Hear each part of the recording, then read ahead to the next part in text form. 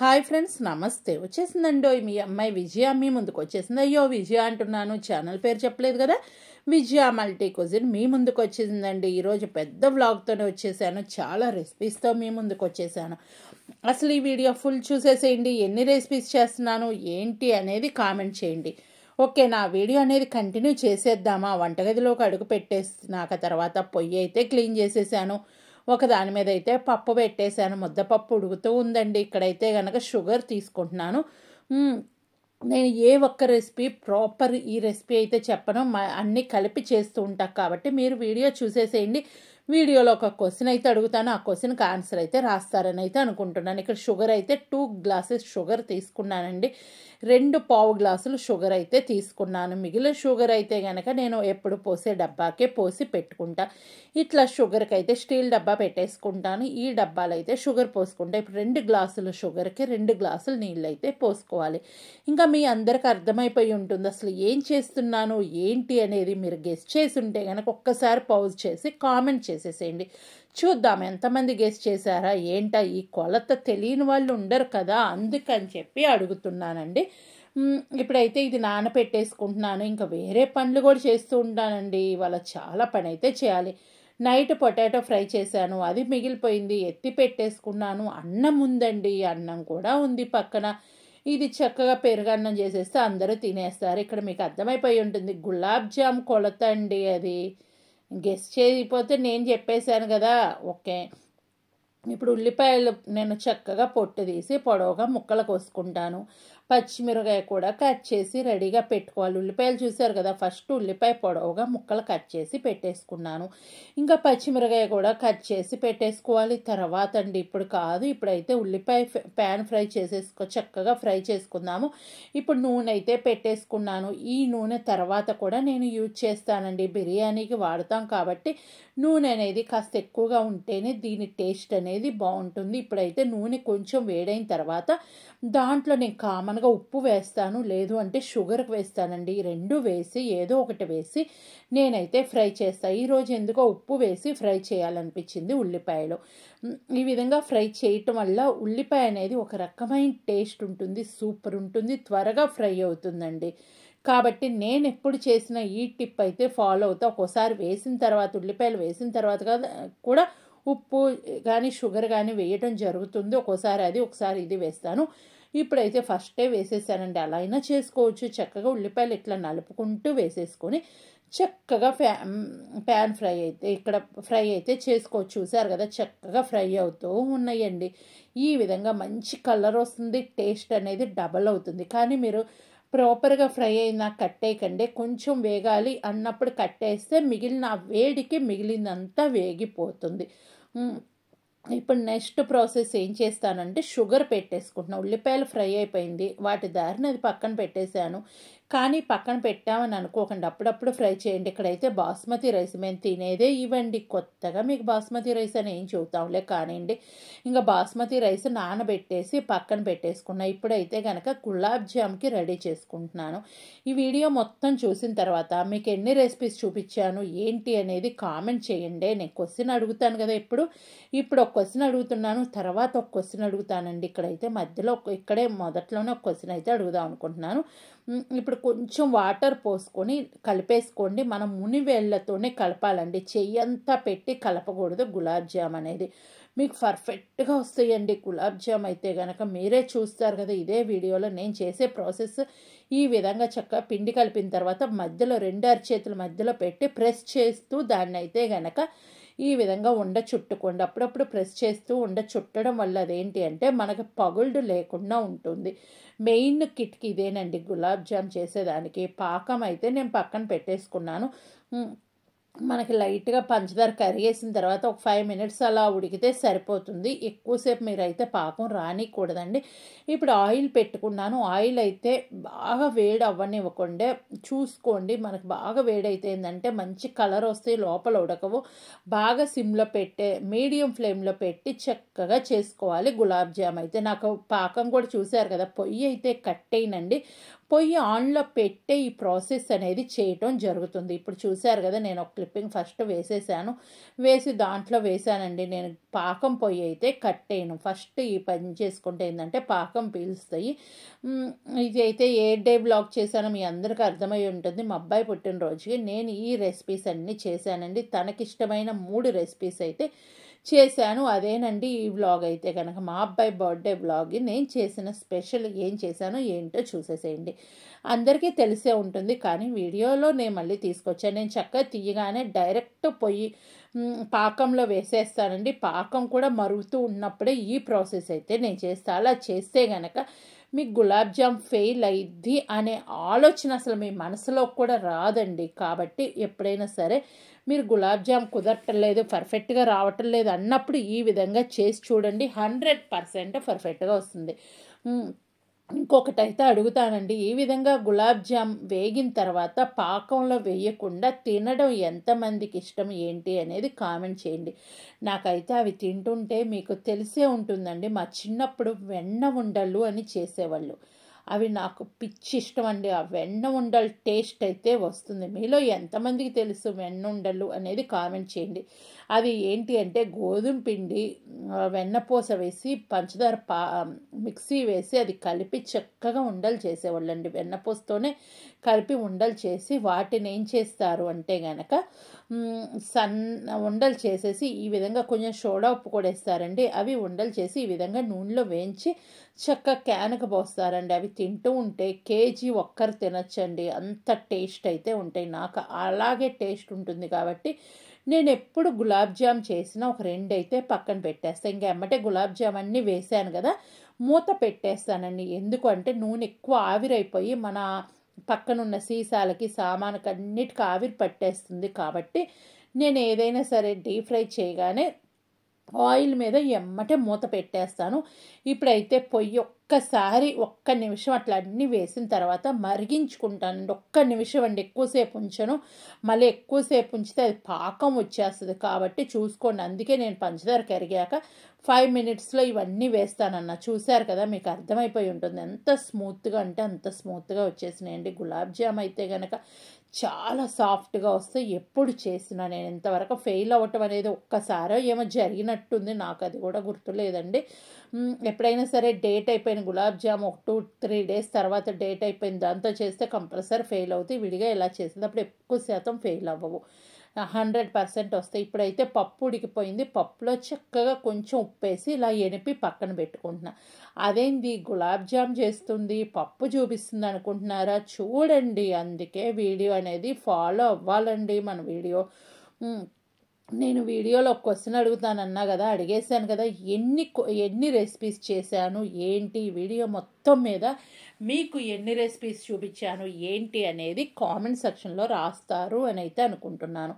ఇప్పుడు ఆల్రెడీ నీళ్లు పెట్టేశాను. నీళ్లు బాగా మరగాలండి. ఇదైతే గనక ఎందుకు పెట్టాను ఏంటి అనేది మీరు గెస్ చేసి ఉంటారు. ఆల్రెడీ చెప్పాను, బిర్యానీ చేస్తున్నాను, బిర్యానీకి బియ్యం నానబెట్టుకున్నాను అని అయితే చెప్పానండి. ఇక్కడైతే ఏమేమి వేస్తున్నాను అంటే పలావ్కి సంబంధించినవి ఉంటాయి కదా, చక్కగా అన్నీ వేసేసుకోండి. ఇది అది అని కాదు, చక్కగా షాజీరా, దాచిన చెక్క, పెద్ద యాలక్కాయలు, మరాఠీ మొగ్గ ఇవన్నీ వేసేసుకోండి. పలావ్ ఆకు, ఉప్పు కూడా సాల్ట్ వాటర్, సీ వాటర్ ఉంటాయి కదా, ఆ విధంగా ఉప్పు ఉండేటట్టు చూసుకోండి. అంత ఉప్పు అయితే వేయాలి.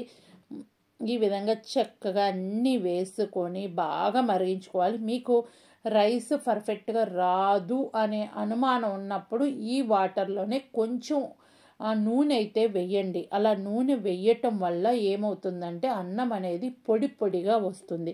కాబట్టి మీరు అది ఒకవేళ కుదరదు అన్నప్పుడు ఆ పని కూడా చేసేసేయండి. ఇక్కడైతే గనక నేను మళ్ళీ వేరే దానికోసం నానబెట్టుకుంటున్నాను. గసగసాలు, జీడిపప్పు నానబెట్టుకుంటున్నాను.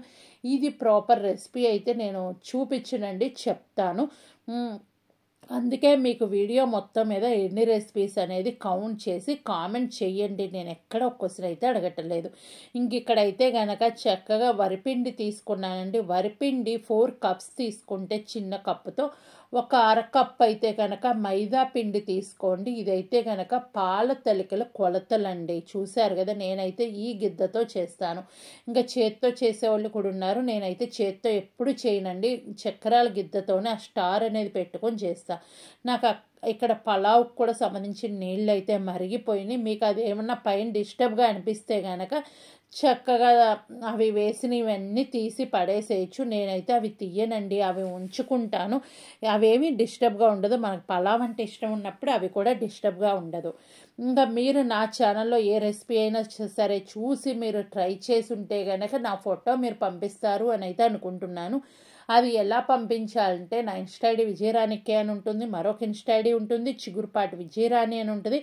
అక్కడ మీరు ఓన్లీ ఫోటోనే పంపించేసి మీరు ఆ వీక్ పెట్టిన వీడియో కిందకు వచ్చి కామెంట్ చేయండి, మీకు పలానా ఫోటో పంపించాను చూడండి అంటే అది నేను డౌన్లోడ్ చేసుకొని షార్ట్ వీడియో లాగా మీ ముందుకు తీసుకొస్తానండి. 10 to 15 days లోపు నేను ఆ వీడియో పెట్టడం జరుగుతుంది.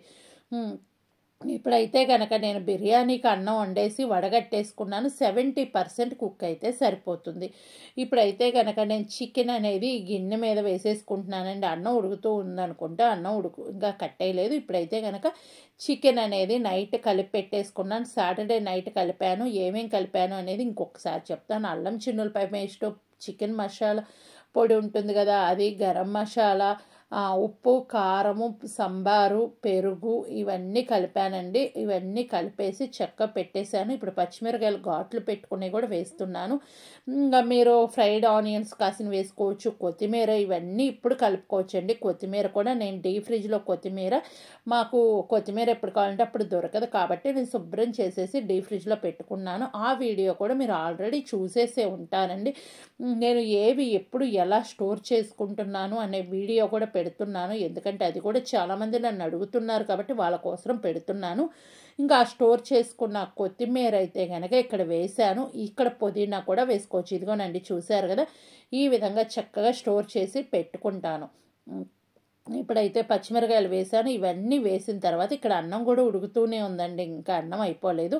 ఈ లోపది అయితే రెడీ చేసుకుంటున్నాను. అన్నం అయితే ఒక్కసారి చెక్ చేసుకుంటాను. మనకు 70% అయితే కుక్ అయితే సరిపోతుంది. ప్రాపర్ కుక్ చేయకండి, ఎందుకు అంటే అన్నం చిదిగిపోతుంది, తర్వాత మెత్తగా వచ్చేసింది, బిర్యానీ టేస్ట్ ఉండదండి. కాబట్టి 70% కుక్ చేసుకోవాలి. ఇప్పుడైతే కనుక నేను పొయ్యి మీద పెట్టేసాను. అన్నం వడగట్టేసుకున్నాను. బియ్యం అది చక్కగా దీంట్లో వేసేసి అంతా సమానంగా చేసి మీరు బటర్ కానీ నెయ్యి కానీ లేదు అంటే కనుక నూనె కానీ వేసుకోవచ్చు. మేమైతే బటర్ తింటాడు మా బాబు అయితే కనుక, తన కోసరం అయితే కనుక నేను ఎక్కువ బటరే వాడతాను. మీరు కావాలి అంటే నెయ్యి కూడా యూజ్ చేయండి. ఇక్కడ నెయ్యి టేస్ట్ కూడా చాలా బాగుంటుంది. నేను నెయ్యి అయితే ఎక్కువ వేయనండి. ఇక్కడైతే కనుక మళ్ళీ కొత్తిమీర వేస్తున్నాను. కొత్తిమీర, పుదీనా ఇక్కడ మీరు కావాలి అంటే పుదీనా కూడా యాడ్ చేసుకోవచ్చు. నాకు ఎందుకో కొత్తిమీర ఎక్కువ ఇష్టం అండి, కాబట్టి కొత్తిమీర వేస్తున్నా.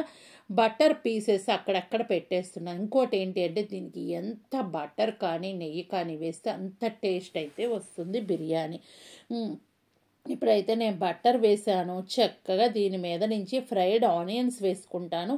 ఫ్రైడ్ ఆనియన్స్ వేసి చక్కగా పైన ఒక క్లాత్ పెట్టేసి దానిపై నుంచి మూత పెట్టి దాని మీద 2 రాళ్ళు పెట్టేస్తానండి.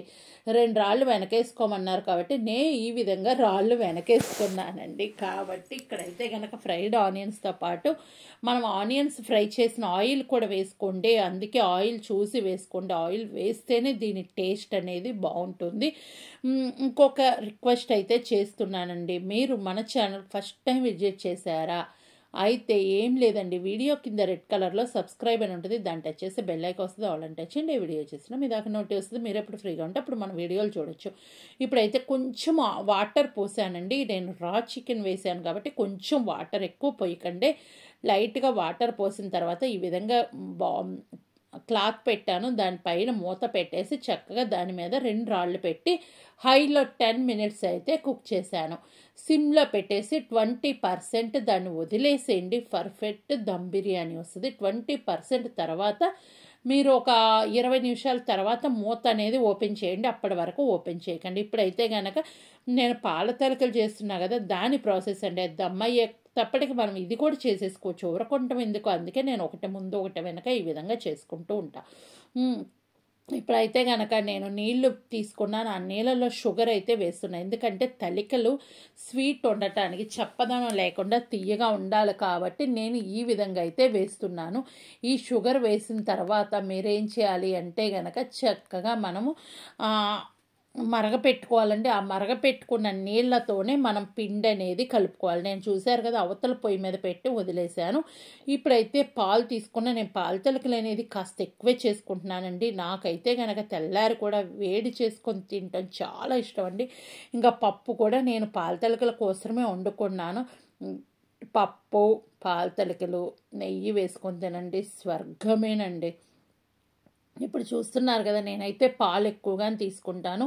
ఒక 2 లీటర్స్ అయితే పాలు తీసుకున్నాను. 1/2 లీటర్ అయితే నీళ్లు తీసుకున్నానండి. నీళ్ళు ఎక్కువ పోయిన ఇది పాలల్లో చేసుకుంటేనే దీని టేస్ట్ అనేది మనకు తెలుస్తుంది. అందుకే పాల తలకలు అంటారు. కొంతమంది ఏం చేస్తారంటే నీళ్ళల్లో చేసుకొని లాస్ట్లో పాలు పోసేవాళ్ళు కూడా ఉంటారండి. నేనైతే గనక ఎప్పుడు చేసుకున్నా ఇదే విధంగా చేసుకుంటాను కాబట్టి నేను ఇదే ప్రాసెస్లో చేసుకుంటున్నాను.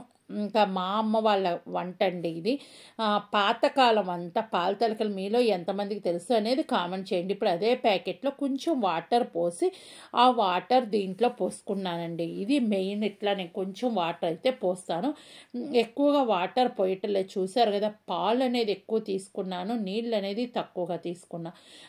ఇప్పుడైతే కనుక నాకు ఇది పిండి కూడా రెడీగా ఉంది. నేను చెప్పాను కదా, ఒక కొంచెం మైదా పిండి వేసుకుంటే సరిపోతుంది. అదే కనుక మీరు నానబెట్టుకున్న బియ్యం వాడితే గనక మైదా పిండి అస్సలు వాడే పని లేదండి. నానబెట్టిన బియ్యం చక్కగా కొట్టుకొని వాడే వాళ్ళు అయితే గనక మీరు మైదా పిండి వాడకుండా చేసేసుకోవచ్చు. ఇప్పుడు వేడి వేడి నీళ్లు పోసి ఈ విధంగా కలుపుకోవాలి.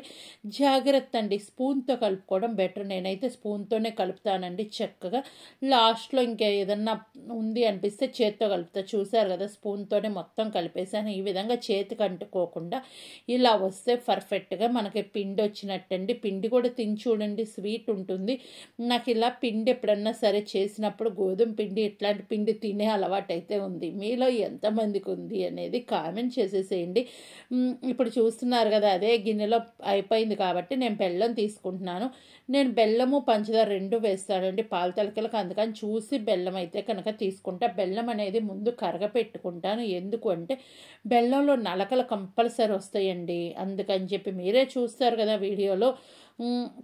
ఇప్పుడు బెల్లం అయితే మాకు ఇక్కడ ఆ బెల్లం కూడా దొరకటం లేదండి. ఇండియా నుంచి తెచ్చుకున్న బెల్లమే అమృతం లాగా వాడుకోవాలి. అందుకే బెల్లము పంచదార కలిపి ఏది చేసినా చేస్తున్నాం.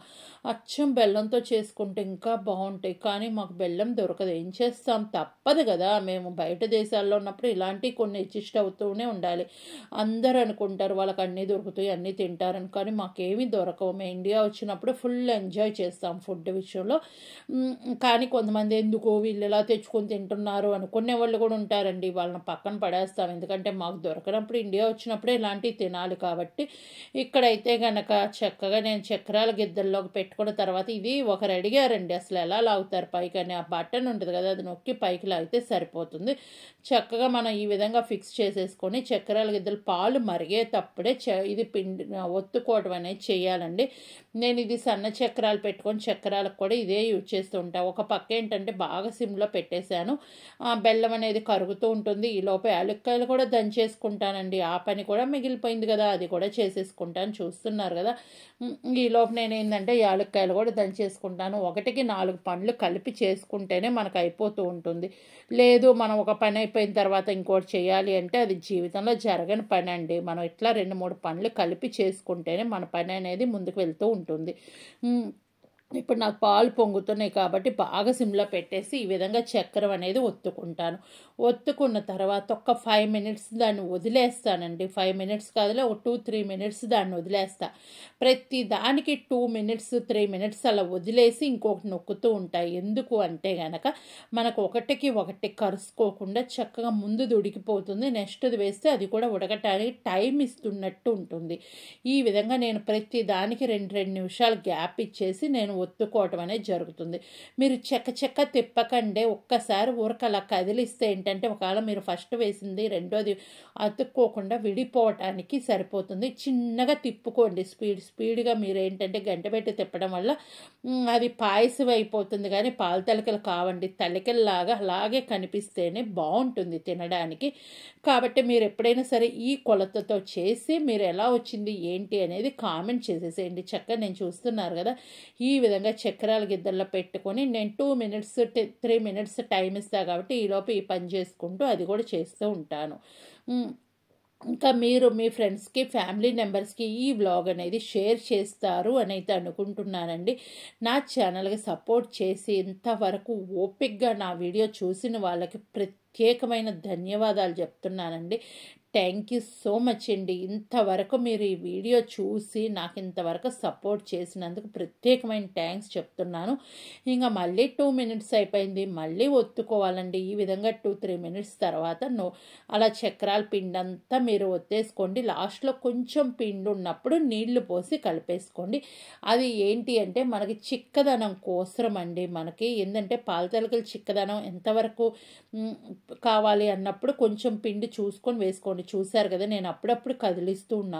ఒకటి నొక్కగానే ఒక 1 మినిట్ తర్వాత అలా కదిలిచ్చి ఇంకో దానికి రెడీగా ఉందా అని చూసుకొని మీరు అది ఉడికింది అనిపిస్తేనే మరొకటి నొక్కటం అనేది చేయండి. లేదు అంటే రెండు కలుసుకుపోయి మనకు అట్టలాగా తయారవుతుంది. దానికోసం మనకు పాతకాలంలో ఏంటంటే మూకుడుతో ఒత్తేవాళ్ళండి. ఇప్పుడు మన వాళ్ళు మూకుడుతో ఏడొత్తుతున్నాము, మనకు అంత ఓపిక ఎక్కడుంది చెప్పండి.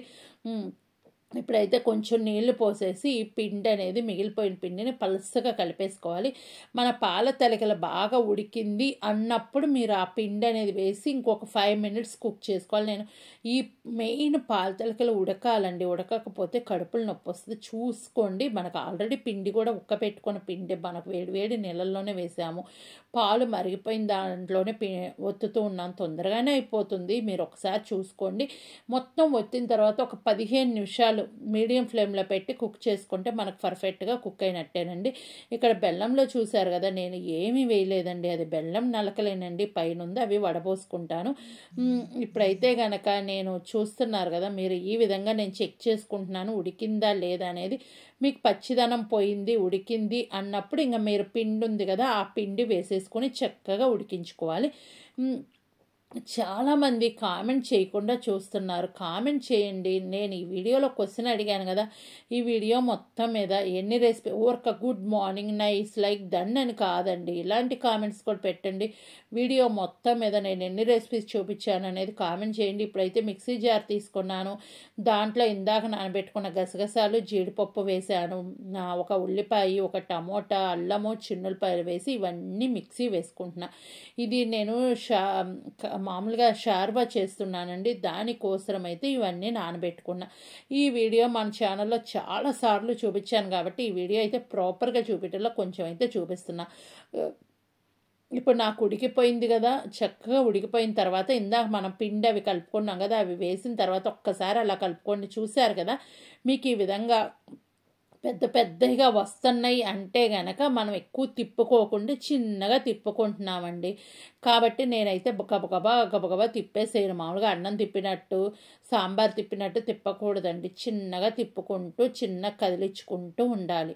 ఇప్పుడు నేను యాలక్కాయల పొడి, బెల్లము, వడగట్టుకున్న నీళ్ళు అవన్నీ వేసేస్తానండి. ఇది వేసిన తర్వాత ఒక 5 మినిట్స్ అలా కుక్ చేసుకోవాలి. సిమ్లోనే పెట్టుకొని కుక్ చేసుకోండి, ఎందుకంటే అది వేసిన తర్వాత అడుగంటే ఛాన్సెస్ ఎక్కువ ఉంటాయి. కాబట్టి 5 మినిట్స్ తర్వాత నేనైతే కనుక బెల్లం వడగట్టుకుంటున్నా. చూశారు కదా ఎన్ని నలకలు వచ్చినాయోనండి. బెల్లం వడగట్టకుండా వేసుకుంటే అవన్నీ మన పొట్టలోకే కదా పోయేది. ఈ విధంగా వడగట్టుకున్న తర్వాత ఒక్కసారి వీటిని కలుపుకున్న తర్వాత స్వీట్ చెక్ చేసుకున్నాక కొంచెం నీళ్ళు అయితే వడగట్టుకున్న తర్వాత అవన్నీ వేసుకున్నాం కదా, వేసుకున్న తర్వాత కొంచెం పంచదార అయితే వేసుకోండి. నేను రెండు కలిపి వేస్తున్నానని చెప్పాను కాబట్టి బెల్లం అనేది తక్కువ తీసుకున్నా. అదే మీరు బెల్లం అయితే కనుక ఎక్కువ తీసుకోండి. ఇది నేను కొలత అయితే చెప్పనండి, స్వీట్కి తగ్గట్టు అడ్జస్ట్ చేసుకోవాలి. కొంతమంది స్వీట్ ఎక్కువ తింటారు, తక్కువ తినేవాళ్ళు, వాళ్ళని బట్టి అడ్జస్ట్ చేసుకోండి. నేనైతే స్వీట్ ఒక్కసారి చెక్ చేస్తున్నానండి, నాకైతే స్వీట్ సరిపోలేదు. ఇప్పుడు షుగర్ అయితే వేస్తున్నా. షుగర్ అయితే దాదాపు 1 కిలో షుగర్ వేసుకున్నానండి. రెండు సమానంగా సమానంగానే వేశాను. ఈ వీడియో నచ్చితే లైక్, షేర్, కామెంట్, సబ్స్క్రైబ్ మాత్రం మరొకండి. మరొక మంచి వీడియోతో మీ ముందుకు వచ్చిందాక ఈ వీడియో చూసి ఈ వీడియోలో ఏదైనా సరే రెసిపీ ట్రై చేసి కామెంట్ సెక్షన్లో రాసేసేయండి. ఇప్పుడు చూస్తున్నారు కదా, నేనైతే ఇది కూడా వేసిన తర్వాత ఒక 5 మినిట్స్ అలా వదిలేస్తాను. అంతా కలిపి నాకు వదిలేస్తానండి. 5 మినిట్స్ తర్వాత మీరు పైనుంచి కావాలంటే కొంచెం నెయ్యి అవి వేసుకోవచ్చు. నేనైతే నెయ్యి వేయటం లేదు, ఎందుకంటే మా అబ్బాయి తింటాడు కాబట్టి తనకు నెయ్యి వేస్తే ఇష్టం ఉండదు, తన కోసం చేస్తుంది. ఇక్కడ యాలక్కాయ పొడి వేశాను. యాలక్కాయ పొడి వేసి ఇంకా అన్నీ కలిపేసుకున్న తర్వాత ఒక 5 మినిట్స్ అలా కుక్ చేసుకుంటే ఇక్కడ మీరు నెయ్యి కూడా వేసుకొని చక్కగా కుక్ చేసుకోండి. నేను చెప్పాను కదా, నెయ్యి అనేది యూజ్ చేయకుండానే ఏ వంటలైనా చేస్తున్నానండి. వెన్నపోసేస్తే తింటాడులే, కానీ నేను ఇక్కడ వెన్నపోస కూడా వేయటం లేదండి, ఎందుకంటే అది పైకి తేలుతుంది. తేలినప్పుడు చూశారు కదా ఎంత పొడవు వచ్చినాయో. ఈ విధంగా పొడవుగా రావాలి అంటే కనుక నేను చెప్పిన ప్రాసెస్ ఫాలో అయ్యి మీరు తప్పకుండా చేసుకోండి, ఇలాగే వస్తాయి. నేను మళ్ళీ బాండి పెట్టేశాను. ఇందా మిక్సీ వేసిన పేస్ట్ అయితే దీంట్లో వేసి చక్కగా షార్వా చేసుకుంటున్నానండి. ఈ ప్రాపర్ రెసిపీ అయితే నేను చూపించట్లేదు, చెప్తానని చెప్పాను కదా. ఇక్కడైతే పచ్చిమిరకాయలు వేసాను. పచ్చిమిరకాయ వేగిన తర్వాత వేసిన పేస్ట్ వేసి చక్కగా ఒక 10 మినిట్స్ బాగా ఫ్రై చేసుకోండి. ఫ్రై అయిపోయిన తర్వాత ఉప్పు, కారము, అల్లం వెల్లుల్లిపాయ పేస్ట్ దాంట్లో ఉంది కాబట్టి కొంచెం గరం మసాలా, సాంబార్ వేసేసి అవన్నీ వేగిన తర్వాత వాటర్ మీరు ఎంతైతే లిక్విడ్ కావాలి అనుకుంటున్నారని చూసి దానికి డబల్ పోసేసేయండి. డబల్ పోసి మీకు బాగా మరిగినా కట్టేసుకోండి. ఇదైతే కనుక బిర్యానీకి, చపాతీ, రోటీ, పరోటాకి సూపర్ రెసిపీ అండి. ఒక్కసారి మీరు ఇది కూడా ట్రై చేసి కామెంట్ చేసేసేయండి. చూశారు కదా, గులాబ్ జాము, పాల తలికలు, బిర్యానీ, పప్పు, నెయ్యి ఇవన్నీ రెడీగా ఉన్నాయి. మేమైతే ఈరోజు స్పెషల్ ఇదే. మీరు ఈ సండే ఏ స్పెషల్ చేశారు ఏంటి అనేది కామెంట్ చేయండి. Bye bye, thank you. మరొక మంచి వీడియోతో వస్తాను.